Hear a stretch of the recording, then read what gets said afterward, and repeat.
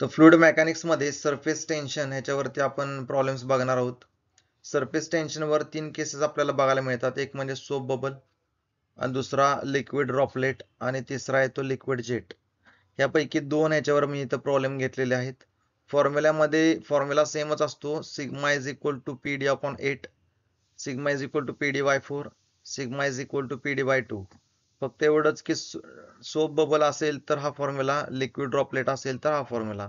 हा 8 आणि 4 ह्याच्यामध्ये चेंजेस होतात. Find surface tension in soap bubble. Surface टेन्शनचा सिम्बॉल आहे सिग्मा, आपल्याला फाइंड आउट करायला लावलाय. Generally sigma is equal to stress असंही म्हटलं जातं, पण इथं सरफेस टेन्शनचा सिम्बॉल सिग्मा आहे आणि त्याचं युनिट जे आहे ते न्यूटन पर मीटर आहे. हे लक्षात ठेवा, कन्फ्युज करून घेऊ नका.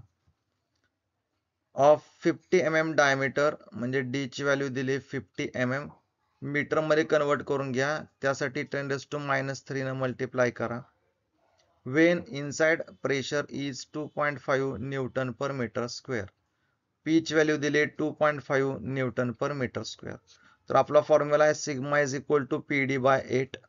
पी ची व्हॅल्यू इथं टाका, डी ची व्हॅल्यू सुद्धा इथं टाका.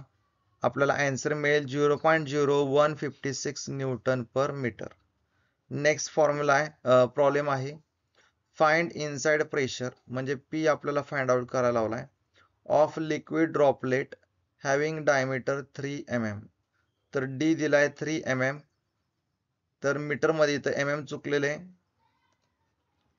तर मीटर मध्ये कन्वर्ट करण्यासाठीच आपल्याला काय करावं लागणार, 10⁻³ न मल्टिप्लाय करायचे.